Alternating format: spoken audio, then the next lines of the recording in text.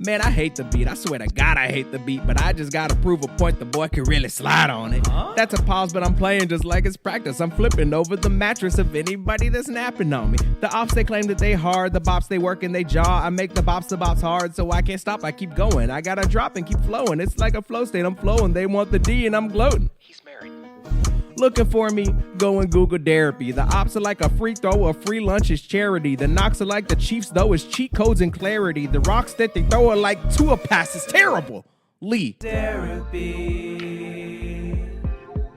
Season 3 of Derapy. Like the video. What up, derps? I really just wanted to get on here and talk today about SZA and Keke Palmer starring in the movie One of Them Days. It was written by Sarita Singleton and directed by Lawrence Lamont. Apparently, it was his directorial debut. I would have known this because the movie was shot extremely well. At no point in time was I looking at a set or a location and thinking to myself, oh, this is the work of a director. Amateur. This movie looked really great. There were a variety of different locations that they were working at. There's this one really funny scene at a Church's Chicken.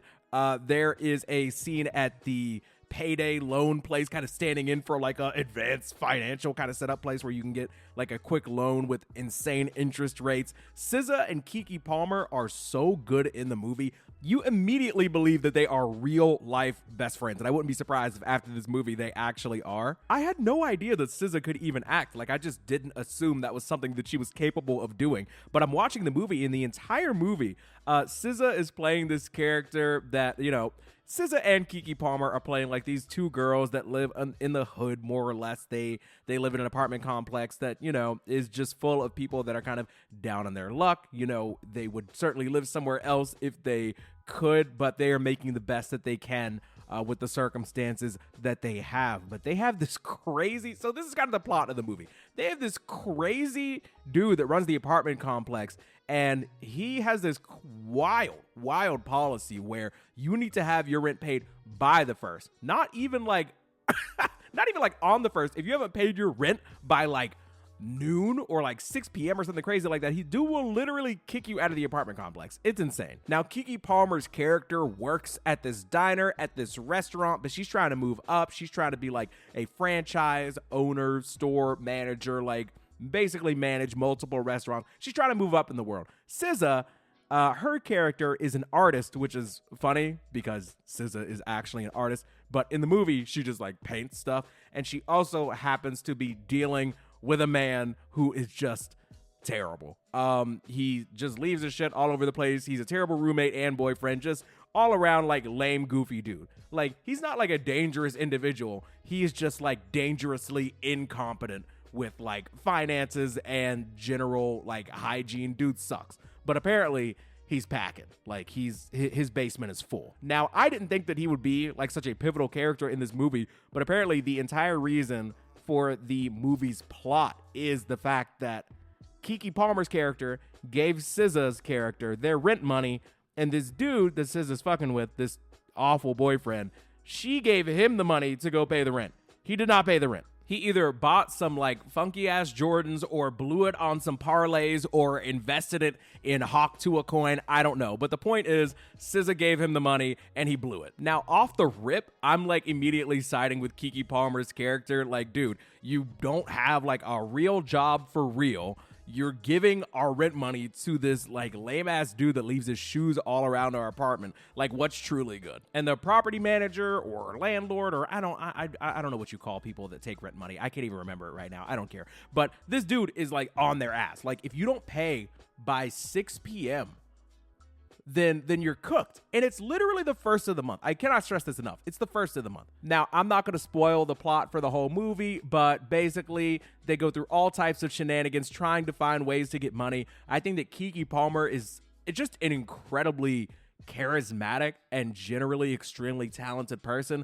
I was more worried about how SZA was going to be. SZA comes off really, really natural, and they're both extremely funny together. Some of the side characters are also really funny. The woman that they deal with when they consider getting a loan, she is really funny.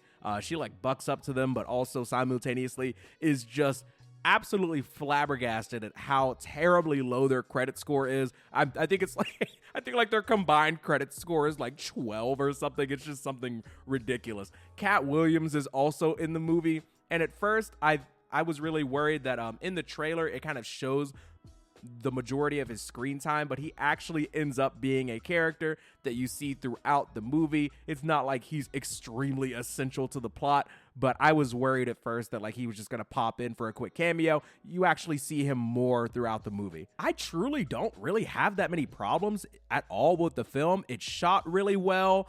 It's acted really well. It's a comedy, and it's legitimately funny. Like, I went with my wife and my little sister, and there were multiple points where we were all laughing out loud. Like, the theater was full of people that were just having an exceptional time, which I really think adds to the experience. I just love going to the theaters in general. If you are a black person, especially a black woman, you are doing yourself a disservice by not going to see this movie.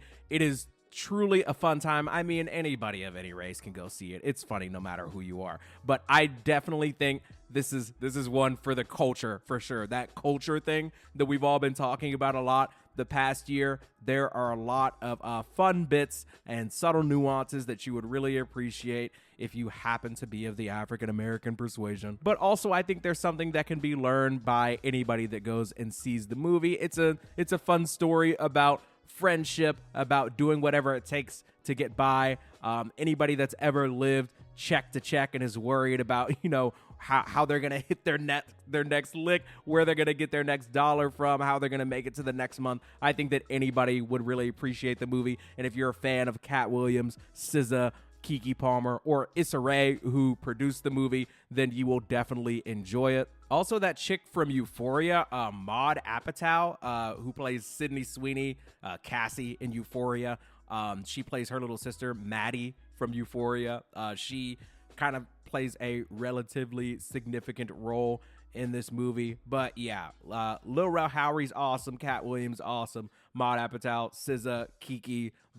Just great performances all around. I also love how the movie is under an hour and a half. I think that comedies in general, like, we need to cut down I just feel this way about movies in general. Every time I see a movie that's like 2 hours, 20 minutes, 2 hours and 45 minutes, and this isn't just because my brain is cooked because all I do is watch YouTube shorts or whatever. Like, I don't even really mess with apps like that. But just in general, I think movies are too long, and especially comedies. Okay, actually, I just checked. It's an hour and 37 minutes, but it does not feel like that at all. The movie really flies by, and I love that. The only part of this movie that I found to be a little bit annoying, whenever there is a movie about two friends, at some point in the movie they have to have some fight, they break up, they're upset with each other, and they have to come back together. I knew that was going to happen at some point. The only problem that I have with this movie is that is probably supposed to be like a pretty emotionally impactful moment in the movie. It's supposed to really hit you and be like, damn, I hope they work it out.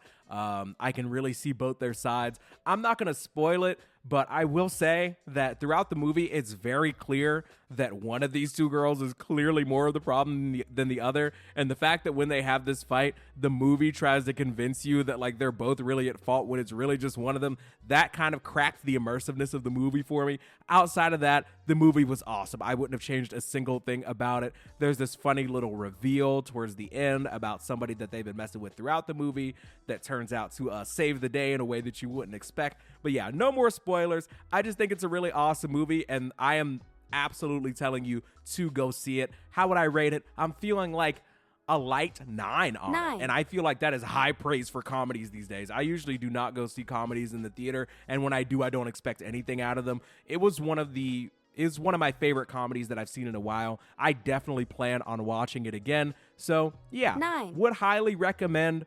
Just wanted to put something out like this where I just kind of yap, kind of like how I used to. A little season 3 exclusive for you all. But yeah, let me know if you want more short little movie reviews like this, little spoiler-free movie reviews, because I am at the theater with my wife all the time. So I'd love to talk about more.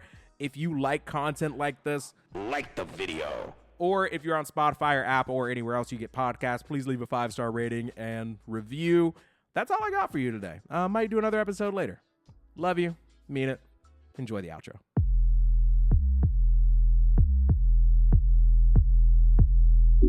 Crack in my windshield, I'm pissed off. If you a hater, get lost. Get lost. Yeah, it's my show and I'm in charge. Don't eat lemon pepper wings, but I'm the big boss. Please cut me slack, man, need a discount. About to jump off the roof, that's a dismount. I'm just playing. I'm okay. Okay, but like, are you though?